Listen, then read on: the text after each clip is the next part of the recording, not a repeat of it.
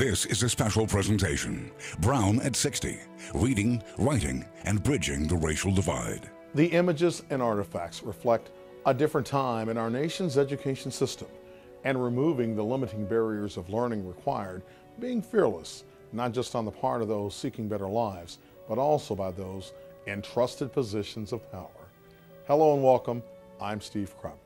This permanent exhibit on the campus of Charlotte's Johnson C. Smith University goes by the name of Courage, and it's made the rounds from the Carolinas across the nation to South Africa and back. It showcases the first of 5 cases that would be folded into the landmark Supreme Court decision, which has become known as Brown versus Board of Education. The exhibit tells the story of what happened 6 decades ago in Clarendon County, South Carolina, which is home of the Briggs versus Elliott case. 1954's Brown versus Board decision was designed to improve the human and social conditions brought on by a flawed and segregated system of education. There were very few blacks in that area at that time that could read or write. The area former Charlotte businessman J.A.Delaine Jr. speaks of is Summerton, South Carolina. Tucked away in the PD region, this rural Clarendon County community became a major fault line where his father, Reverend J.A.Delaine Sr., eventually succeeded in disrupting the well-established social order. He would later pay a very heavy price. He was respected by the community, the black folk in the county, and most of them were dependent on him. By design and by law, African-American students in the Palmetto State and across the South too often carried a troublesome burden. If you're in rural South Carolina, it was not all that unusual for you to have a 4 or 5 month school year.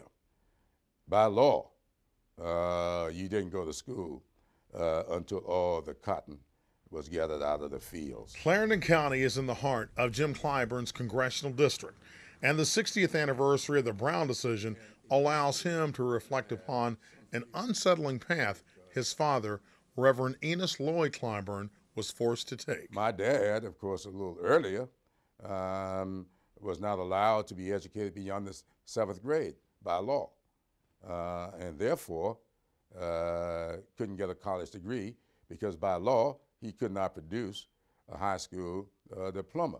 That came before activists in Clarendon County started pushing for equality.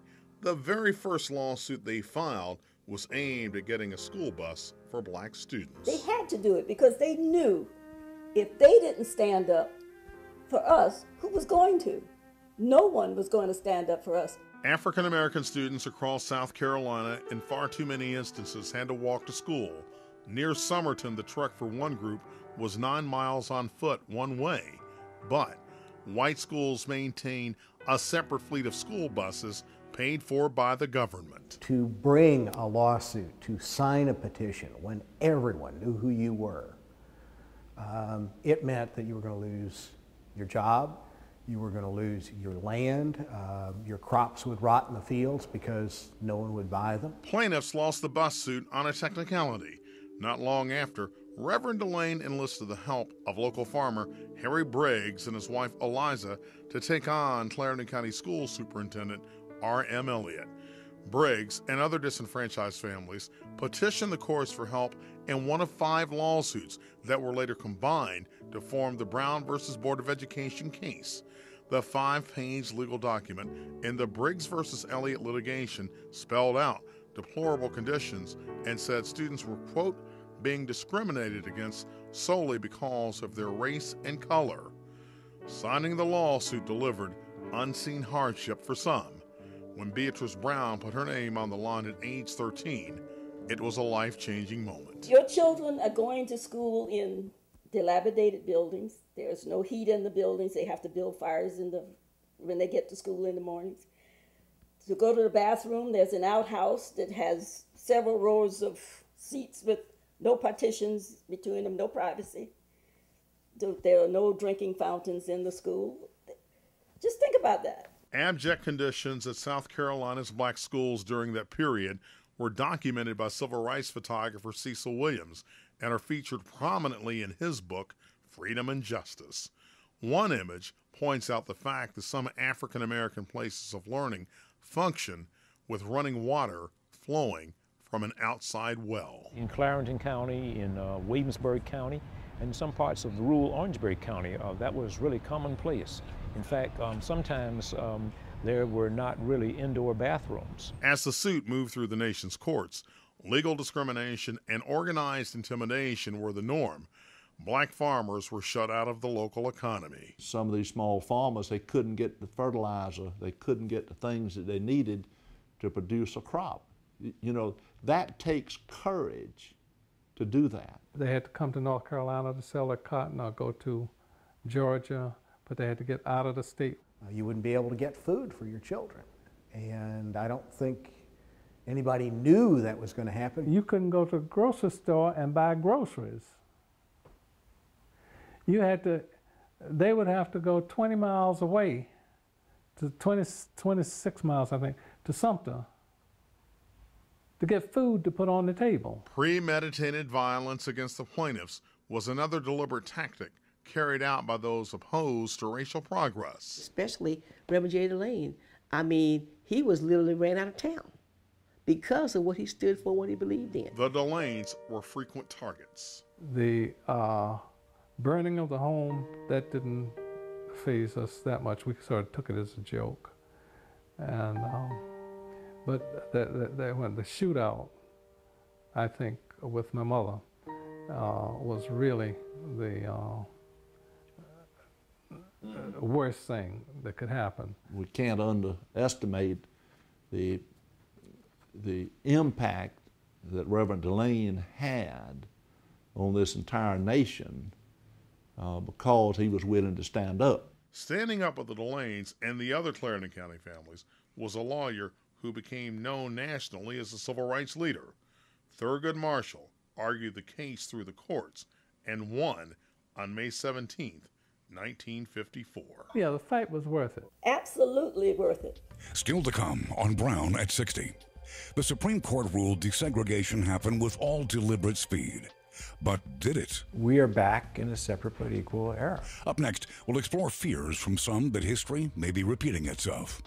You're watching a special presentation, Brown at 60, Reading, Writing, and Bridging the Racial Divide.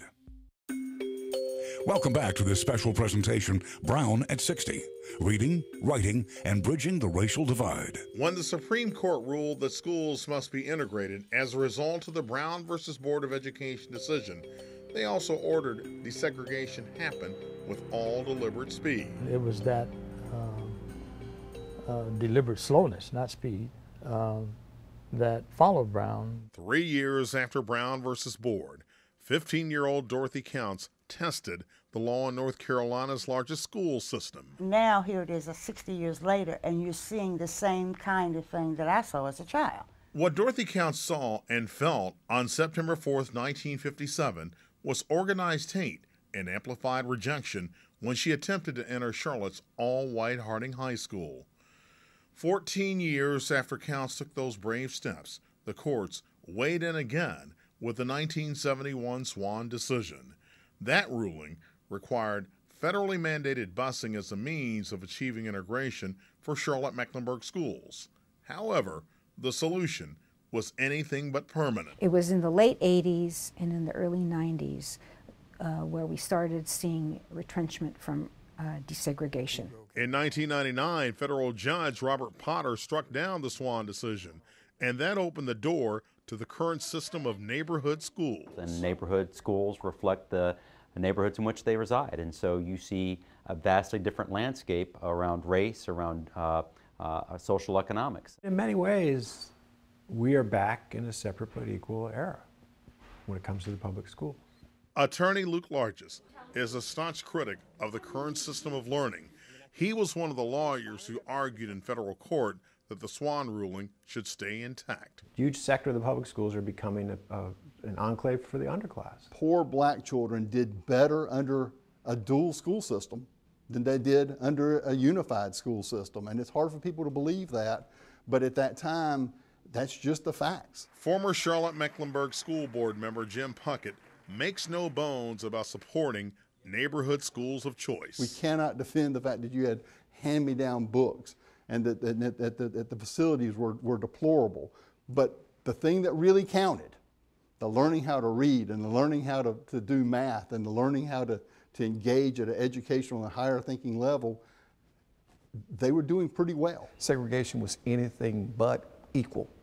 And what we were fighting for, I think, were more the resources and equal access and equal opportunity more than anything else. Many wonder if the clock is being turned back. If you are a black kid who's going to school in a low wealth area of the city, you are not having the same educational opportunity as a more affluent kid. And then the schools have resegregated by both socioeconomic status and by race, and that's very troubling for a number of reasons. We're drifting back into a school system that is separate, that is unequal as to race, culture, economics, and a whole host of other ways that we're going to wake up one day and realize we really don't want this. The measuring stick in determining a school system's success is extensive. Places of learning are judged by factors such as test scores, graduation rates, and disparities in learning, to name just a few. The list wasn't as long in the 1950s. Meanwhile, a new twist in 21st century learning is the boom of charter schools. Charlotte Mecklenburg Superintendent Dr. Heath Morrison worries that these private ventures that receive some public money may be skirting issues of inclusiveness. If you're not making a commitment to serve all children, including children of poverty, children who speak English as a second language, children who have special needs, then you're not really serving public schools, and you're not getting the beautiful opportunity to have diversity in your educational systems. UNC Charlotte professor Rosalind Mickelson, who has written scores of papers on this topic, fears students who are not exposed to diversity will face a cultural backlash. They will have no understanding of people who are unlike them. The resources are not equal, and that's still, I still see that. And for Dorothy Counts, the fight goes on, even though she was forced out of Harding High School just 4 days after trying to break new ground. It's a moral issue as well, because we deserve the right to have an equal opportunity. Coming up later on Brown at 60, remembering the sacrifices of those who stood up for others. And up next, we'll head back to Clarendon County to explore what's changed and what hasn't since the Brown decision 60 years ago. This is a special presentation, Brown at 60, reading, writing, and bridging the racial divide. We now return to Brown at 60, reading, writing, and bridging the racial divide. 6 decades after the Brown versus Board decision, Summerton's Scotch Branch High School has evolved into a state-of-the-art place of learning. Government-mandated tests reveal students here are among South Carolina's top performers. Out of our 4 schools, we have 3 schools with a federal grade of an A and 1 school with a federal grade of a B. Dr. Rose Wilder is the superintendent of District 1, which was home to the lawsuit filed by Harry Briggs that eventually became part of the Brown versus Board case. Summerton is one of 3 school districts in Clarendon County. Well, go ahead, Mr. Lester. I'm proud of you. Dr. Wilder, who was South Carolina's Superintendent of the Year during 2013 and 2014, takes pride in relationships with students, but her conversations among parents can be brutally honest. And that's what I'm going to just tell you. I want my child to see more children that look like him or her. And I can respect honesty. And that's from white families? From white families, yes. What you're telling me is white families have basically said, we don't want to go to school here. Yes.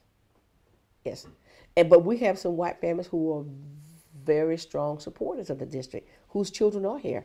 And they're thriving and they're doing quite well. 60 years after separate but equal was struck down by the Supreme Court, schools in District 1 remain 90% black. The farther removed we are from Brown v. Board, the less important it becomes, and the more important quality education becomes. Angie Brunner is the principal of Summerton's Harvest Community School. Enrollment at the private place of learning is nearly 80% white. And at nearby Clarendon Hall, another private school, enrollment is 90% white. Administrators at Clarendon Hall wouldn't talk to us on camera. Most folks my age, it's not an issue. It really is not an issue. Certain groups of people it is, and I don't just mean one race or the other, I mean with both. The wounds are still deep. There's still certain segments of our population who will not admit that there was a case, Briggs versus Elliott. Well, I think you'd have to say that the elephant still is in the room. The impact of that is up for debate. But of course, racism is still alive and well in Clarendon County and South Carolina and the nation. You owe a debt to those persons who got their houses burned. Ruby Pennick speaks to her history class from the heart and from her life's experiences. She is a graduate of the old all-black Scotts Branch High in Summerton. Even though the court decision had been rendered, the schools still were not integrated. And we still attended school in a segregated school with inferior facilities. Federal emergency. Today's students worry about an obvious lack of exposure to other communities and cultures. Just to have a lot of blacks, not a lot of white, it makes us feel somewhat segregated in a way. And I want the students here to understand that you are standing on the shoulders of greatness. While the 3 R's of reading, writing, and arithmetic often dictate the tenets of learning, many in this town pride themselves on the 3 H's: history, heritage, and hope for the future. I just want the students to understand that they have a moral obligation to leave something in this world and to leave this world a better place than they found it, because their forefathers have done that. Just ahead on Brown at 60. Recognition for those who took important risks and the importance of facing the future. It is imperative for us to have serious, hard conversations how decisions and resources get allocated in this community to this day based upon race. You're watching a special presentation, Brown at 60, Reading, Writing, and Bridging the Racial Divide. Welcome back to this special presentation, Brown at 60, Reading, Writing, and Bridging the Racial Divide. A long time ago, schools were separated based on the color of your skin. Some people could only go to black-only schools, and some people go to white-only schools. All right, was that fair? No. Reminders can be found around the Carolinas of the Brown versus Board decision and those who made sacrifices for future generations. Individuals from Clarendon County are recognized on the grounds of the state capitol in Columbia. During the 50th anniversary of the Brown decision in 2004, Reverend J.A.Delaine and other plaintiffs in the case were honored with a Congressional Gold Medal. I was happy to see the recognition. I wish he was living to have seen it. In April of 2014, new recognition came to another individual who put so much on the line. The College of Charleston honored Judge Wades Waring. He was a South Carolina federal court judge who sided with plaintiffs in the Briggs case. And he served as an example of courage, compassion, and conviction to countless brave men and women whose rising demand for justice would not be delayed or denied. But individuals who influence national policy remain concerned about those who are denied access to quality learning. And if a state chooses to provide public education, they've got to provide it to everyone on an equal basis. That principle remains elusive in the 21st century. Recent Supreme Court decisions lead me to the conclusion that we're about to relive some of those situations that we thought the Brown decision had put behind us. Those who have lived through racial inequality realize moving forward means embracing tolerance. We have to learn to trust each other. And that's one of the biggest issues that I have found, especially as it relates to race, is that we tend not to want to trust each other. If we don't address these issues now, the problems that we've discussed will not go away. It is imperative for us to have serious, hard conversations, how decisions and resources get allocated in this community to this day based upon race. Surviving plaintiffs back in Clarendon County agree. Everybody should be about the business of educating children and helping people with opportunities to better themselves.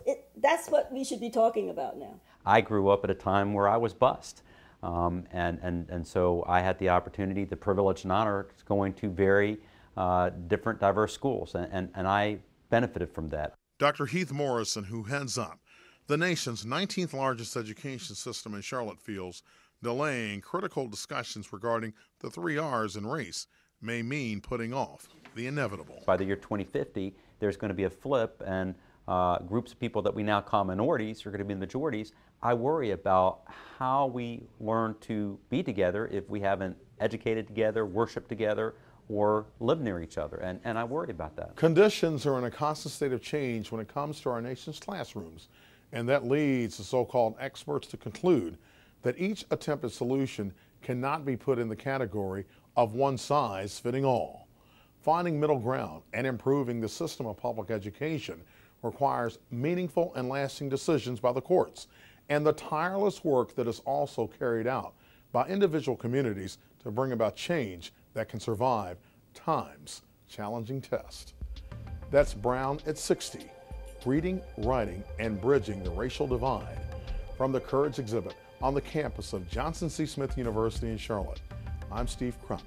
Thanks so much for joining us.